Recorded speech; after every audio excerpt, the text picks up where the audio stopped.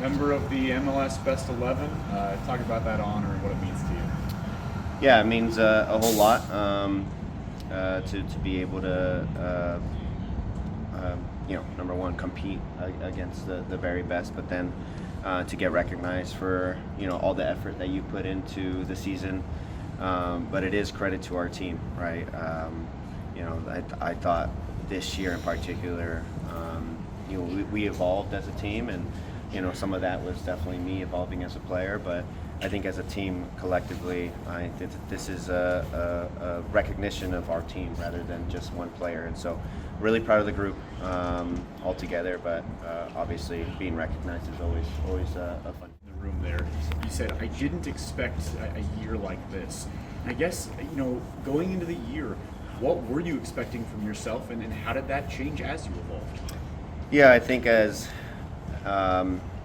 I grew into last year's role, like it kind of carried over, right? The chemistry between myself and Obed, understanding that I'll probably be the one sitting as a midfielder, and so evolving in that role. How can I be a little bit more of a leader, a director at times, an enforcer? And that's something that I think that I've really improved on. Ball together, right? Like when I talk about having the year, right? Being part of the national team again, competing against the very best in the world with PSG, Atletico, and then winning the League Cup. I mean, altogether, right? The last 4 or 5 months have been quite incredible. Really quickly, you said enforcer, and Schmetter's used the term before last year. It feels like the team's too nice. Do you feel like that enforcer mentality has turned the team into a little bit less of a nice team this year?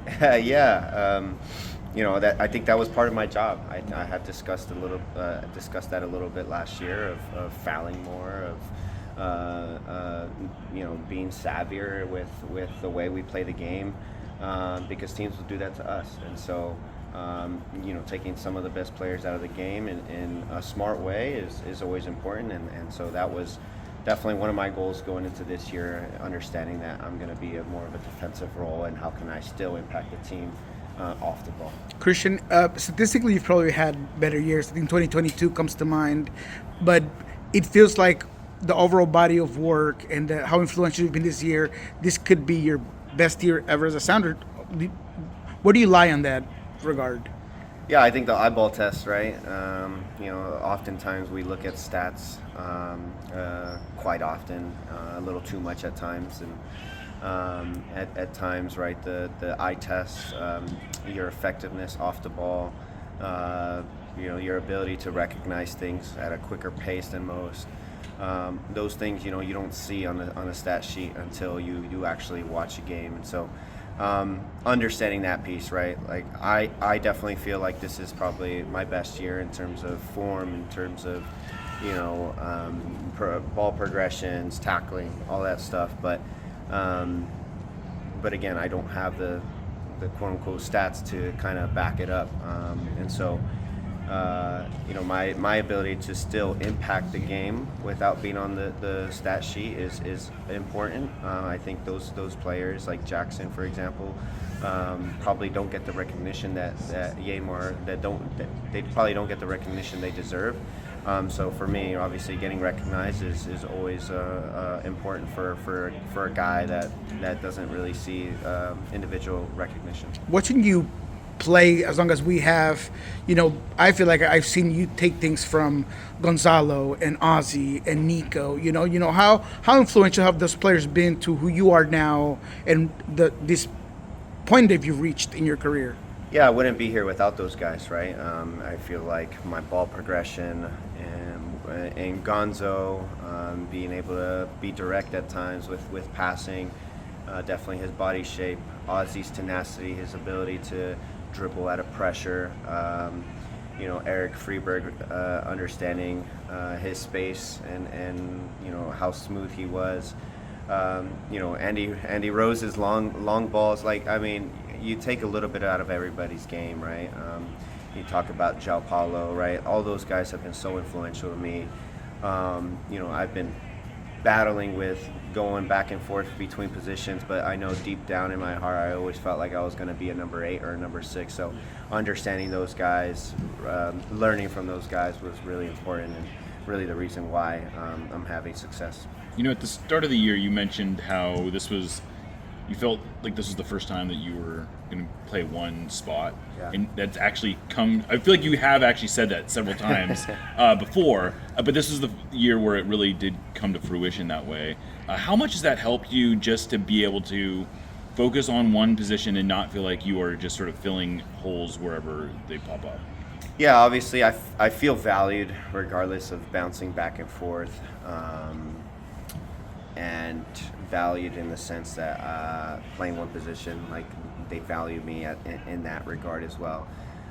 So that doesn't change, but now being able to hone in on the little things that I could improve on, I have that ability to do so now.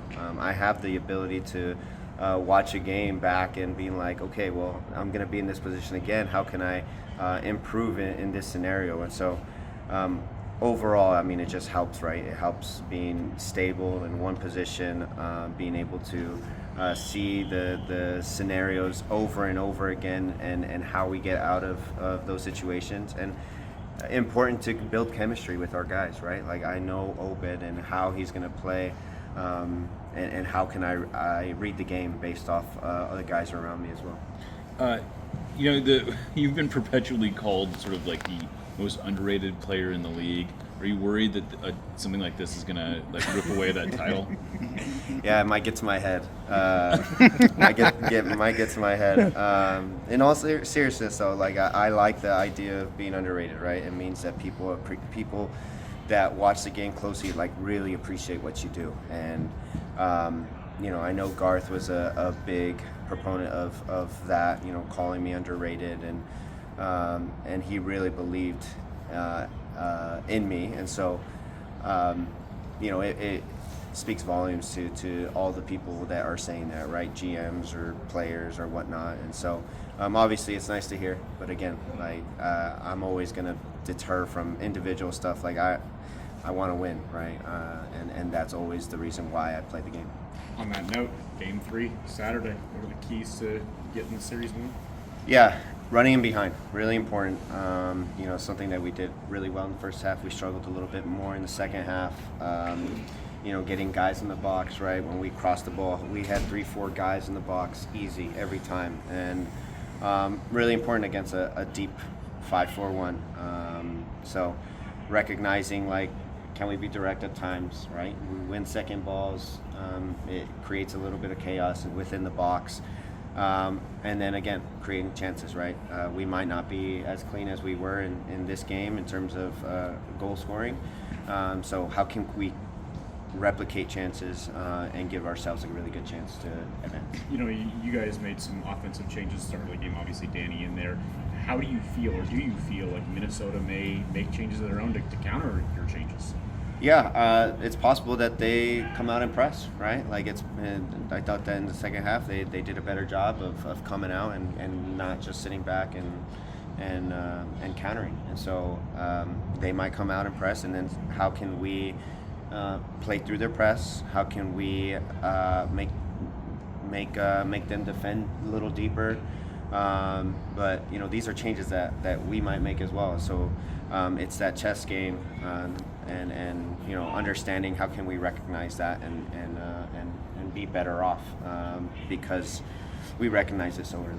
Where does the mentality have to be in the fine line of having intensity but not allowing the game to get out of hand, silly yellows, things of that nature? Yeah, really important to bring intensity, to bring mentality, but again, in the right way, right? In a calculated way. When I talk about tackling, right? When I talk about being a little savvier, right? It's all in a smart way. And so how can we bring that same attitude, but in a smart, calm way? But again, being killers, right, in the box, and counterattacks. Can we stop counterattacks a little earlier in that sense? So just recognizing that, and then being vocal to our guys to not take it overboard. No one. Last couple guys. no one seems to really love this 3-game format, but there is something to be said about the, you mentioned the chess game that goes in when, that you don't necessarily get in an aggregate goal series.